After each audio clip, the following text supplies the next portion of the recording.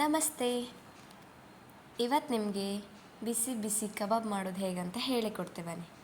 ನಾನೊಂದು 1/4 kg ಆಗೋಷ್ಟು chicken ತಗೊಂಡಿದ್ದೆ. ಫಸ್ಟಿಗೆ ಮನೆಯಲ್ಲೇ ಮಾಡಿದ ಶುಂಠಿ ಬೆಳ್ಳುಳ್ಳಿ ಪೇಸ್ಟನ್ನು ಹಾಕ್ತಿದ್ದೆ. ಆಮೇಲೆ ಒಂದು ಸ್ವಲ್ಪ ಖಾರದ ಪುಡಿ, ಒಂದು ಕಾಲು ಸ್ಪೂನು ನಿಮಗೆ ಎಷ್ಟು ಬೇಕೋ ಅಷ್ಟು ಹಾಕೊಳ್ಳಿ. ಮತ್ತು ಒಂದು ಸ್ವಲ್ಪ ಅರಿಶಿಣದ ಹುಡಿ. ಆಮೇಲೆ ಒಂದು ಮೊಟ್ಟೆನ ಒಡೆದು ಹಾಕಬೇಕು. ನೆಕ್ಸ್ಟ್ ನಾವು ಕಬಾಬ್ ಪೌಡರ್ನ ಯೂಸ್ ನಿಮಗೆ ಯಾವ್ದು ಇಷ್ಟ ಆಯ್ತೋ ಆ ಪೌಡರನ್ನೇ ಯೂಸ್ ಮಾಡಿ. ನಾವು ಯೂಸ್ ಮಾಡೋದು ತೇಜು ಕಬಾಬ್ ಚಿಕನ್ ಪೌಡರ್, ಇದನ್ನು ಹಾಕ್ತಿದ್ದೆ. ಅದಾದಮೇಲೆ ಉಪ್ಪು ಹಾಕಬೇಕು. ಉಪ್ಪನ್ನು ಮಾತ್ರ ಕರೆಕ್ಟ್ ಮಾಡಿ ಕಾಣಿ.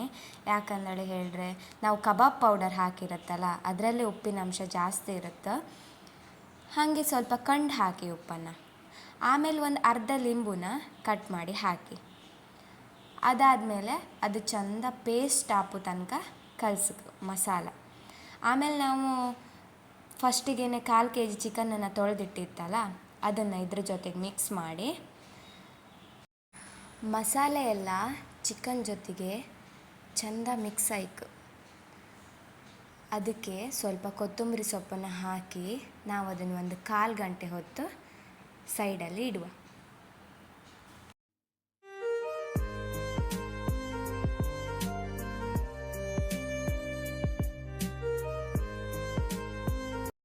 ನೆಕ್ಸ್ಟ್ ಒಂದು ಪಾತ್ರೆ ತಗೊಳ್ಳಿ. ಅದಕ್ಕೆ ಆಯಿಲ್ ಹಾಕಿ ಅದನ್ನು ಕಾಯೋಕ್ಕೆ ಬಿಡುವ.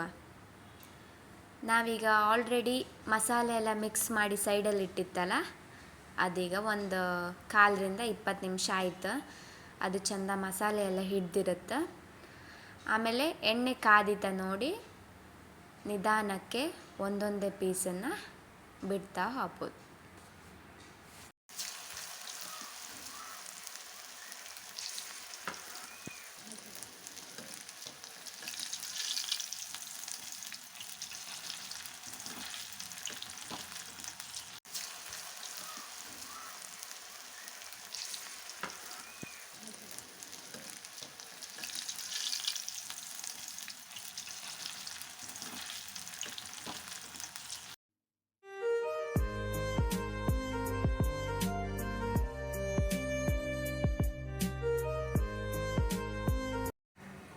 ಪೀಸೆಲ್ಲ ಈಗ ಒಳ್ಳೆ ಬೆಂದಿತ್ತು.